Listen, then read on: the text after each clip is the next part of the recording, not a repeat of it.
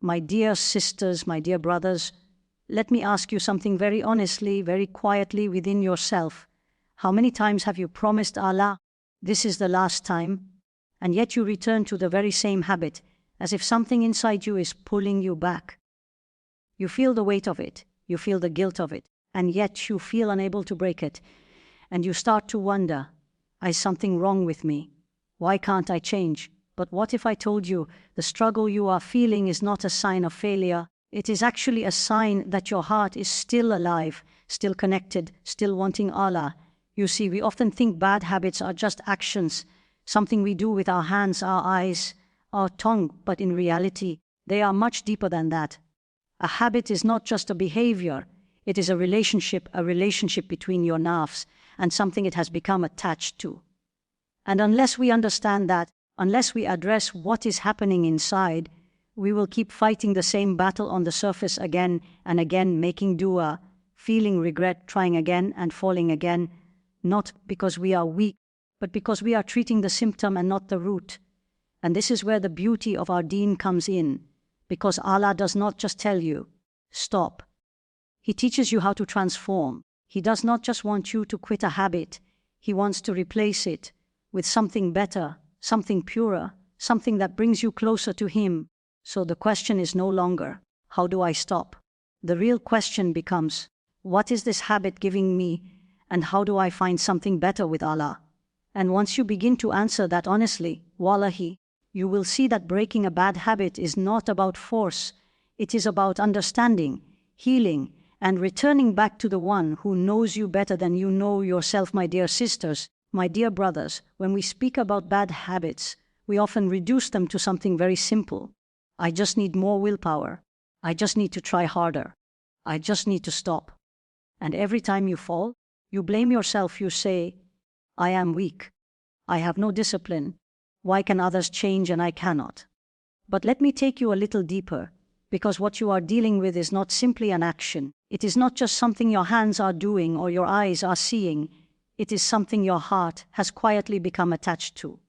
A bad habit is not random, it is learned. It is repeated, and then slowly it becomes comforting. Even if it is harmful, even if it distances you from Allah, even if it fills you with regret afterward, in that moment, it gives you something.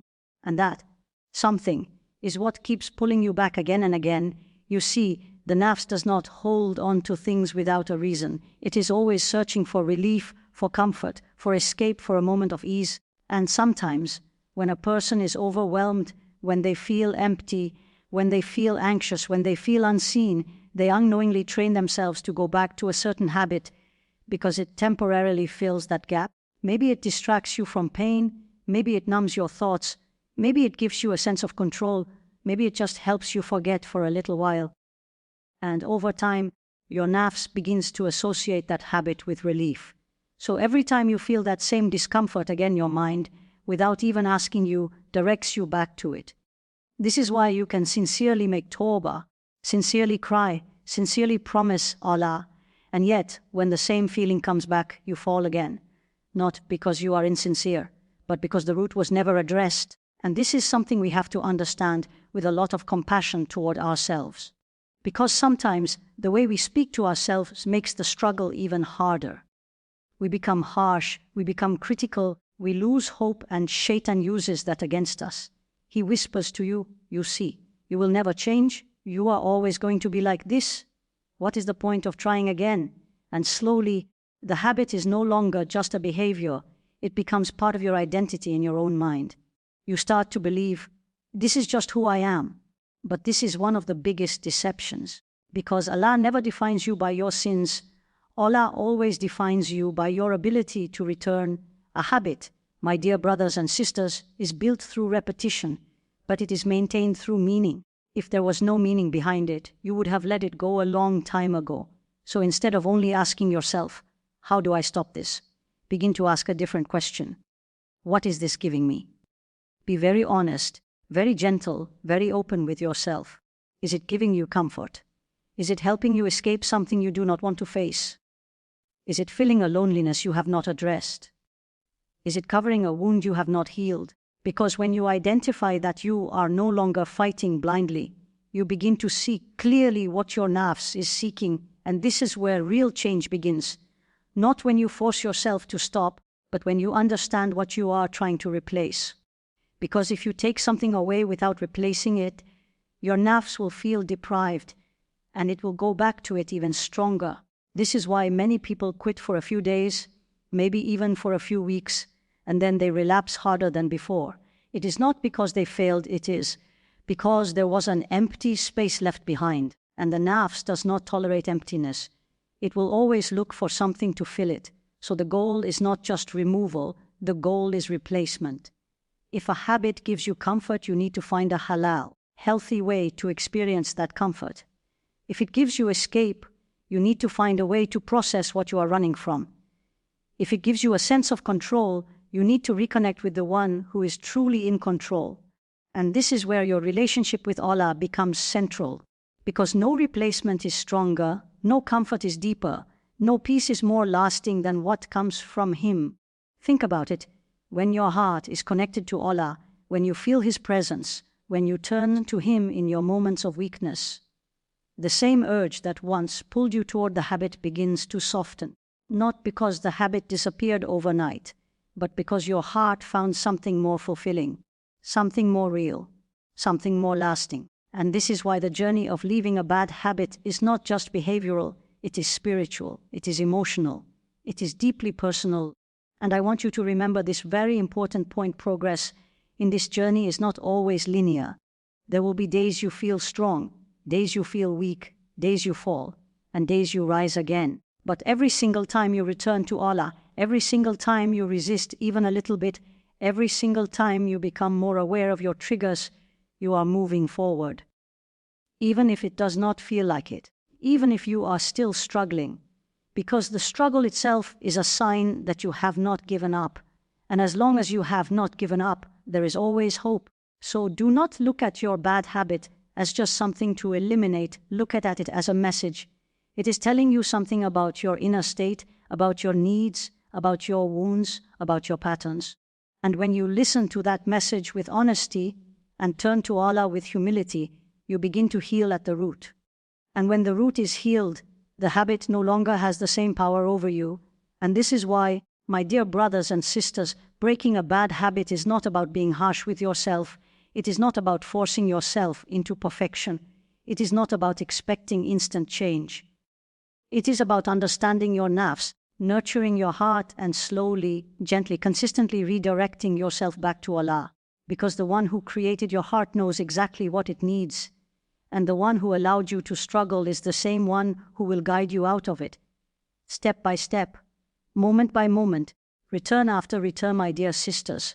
My dear brothers, we often think that the way to overcome a bad habit is simply to remove it from our lives, to cut it off, to resist it, to push it away with all our strength.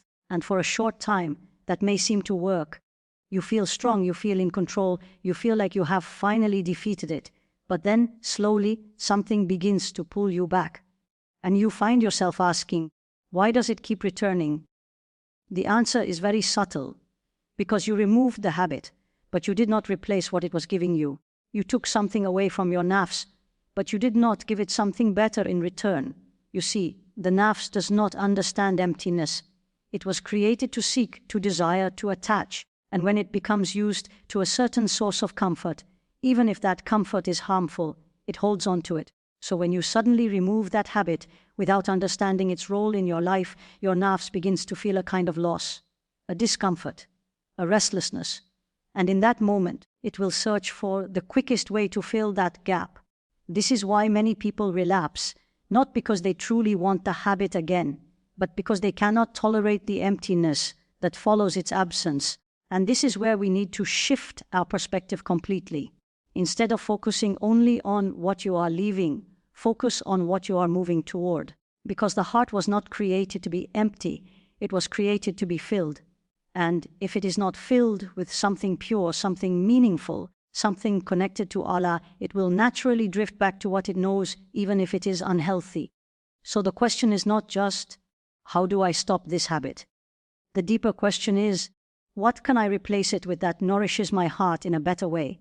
Think about the moments when the urge is strongest. It is rarely random.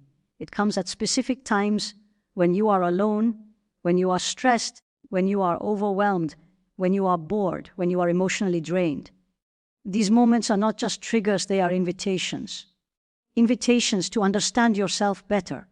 Because every time that urge appears, it is pointing toward a need that has not been fulfilled in a healthy way. And when you begin to recognize that pattern, you gain something very powerful: awareness, and with awareness comes choice. Before, the habit felt automatic, like something you had no control over. But now, you begin to see the space between the feeling and the action. In that space, you have the ability to choose differently. Not perfectly, not every single time, but gradually, consistently. And this is where replacement becomes practical. If your habit was giving you distraction, you replace it with something that engages your mind in a halal and beneficial way. If it was giving you comfort, you replace it with something that soothes your heart without harming your soul. If it was helping you escape, you begin to gently face what you were avoiding with patience and trust in Allah. And among the most powerful replacements is your connection with Allah. Because no habit, no matter how strong, can compete with the peace that comes from turning to Him sincerely.